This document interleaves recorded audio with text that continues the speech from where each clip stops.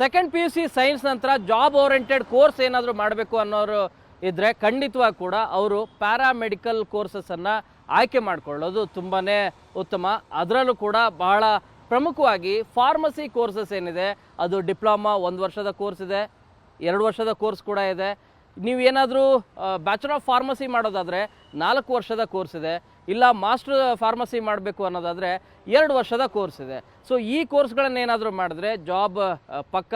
ಸರ್ಕಾರಿ ಆಸ್ಪತ್ರೆ, ಕೇಂದ್ರ ಸರ್ಕಾರದಲ್ಲಿ ವ್ಯಾಪ್ತಿಯಲ್ಲಿರುವಂಥ ಆಸ್ಪತ್ರೆಗಳು, ಇನ್ನು ನೀವು ಮೆಡಿಕಲ್ ಶಾಪನ್ನು ಕೂಡ ತೆರಿಬೋದು, ಅಥವಾ ಡಿಸ್ಟ್ರಿಬ್ಯೂಟರ್ ಆಗಿ, ಡ್ರಗ್ಸ್ ಡಿಸ್ಟ್ರಿಬ್ಯೂಟರ್ ಆಗಿ, ಅಂದರೆ ಮೆಡಿಕಲ್ ಶಾಪ್, ಮೆಡಿಕಲ್ಗೆ ಸಂಬಂಧಿಸಿದಂಥ ಔಷಧಿಗಳು, ಟ್ಯಾಬ್ಲೆಟ್ಸ್ ಏನಿದ್ದಾವೆ ಅವುಗಳ ಡಿಸ್ಟ್ರಿಬ್ಯೂಟರ್ ಆಗಿ ಕೂಡ ನೀವು ಕಾರ್ಯವನ್ನು ಮಾಡ್ಬೋದು. ಸೊ ಇಲ್ಲಿ ನೀವು ವರ್ಕು ಮಾಡ್ಬೋದು, ಬಿಸ್ನೆಸ್ಸು ಕೂಡ ಮಾಡ್ಬೋದು, ವೆಚ್ಚನೂ ಕೂಡ ಕಡಿಮೆ. ಅಂದರೆ 1 ವರ್ಷಕ್ಕೆ 30,000ರಿಂದ 40,000 ಗರಿಷ್ಠದವರೆಗೂ ಶುಲ್ಕ ಇರುತ್ತೆ.